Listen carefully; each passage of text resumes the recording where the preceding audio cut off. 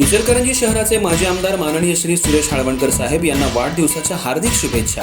शुभेच्छुक हातकणंगले लोकसभा मतदारसंघाचे लोकप्रिय खासदार माननीय श्री धैर्यशील माने दादा तसंच शिवसेना जिल्हा प्रमुख तथा इचलकरंजी महानगरपालिका नगरसेवक माननीय श्री रवींद्र माने साहेब.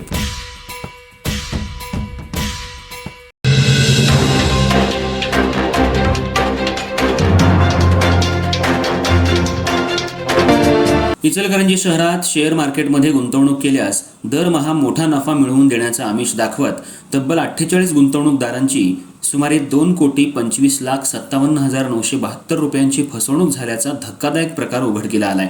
या प्रकरणी शिवाजीनगर पोलीस ठाण्यात 2 संशयितांविरोधात गुन्हा दाखल करण्यात आला असून पोलीस अधिक तपास करतायत.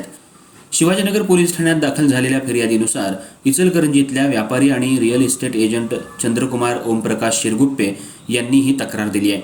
या तक्रारीत मोहसिन कादर मणेर वय 40 icon park ITI road Ichalkaranji आणि मुदस्सर जमीर मकानदार वय 30 इचलकरंजी यांच्यावर फसवणुकीचा गुन्हा दाखल करण्यात आला आहे. 2022 ते 25 डिसेंबर 2025 या काळात ट्रेडिंग पॉइंट, सोन्या मारुती मंदिर समोरील परिसर आणि इतर ठिकाणी आरोपींनी शेअर मार्केटमध्ये गुंतवणूक केल्यास दरमहा 8% नफा मिळेल असं सांगून नागरिकांचा विश्वास संपादन केला.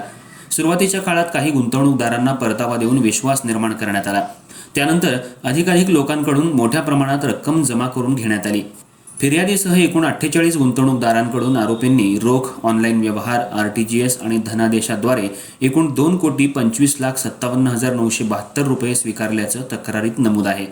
मात्र मुदत संपल्यानंतरही गुंतवलेली रक्कम अथवा आश्वासित परतावा न मिळाल्यानं गुंतवणूकदारांनी आरोपींकडे वारंवार पाठपुरावा केला.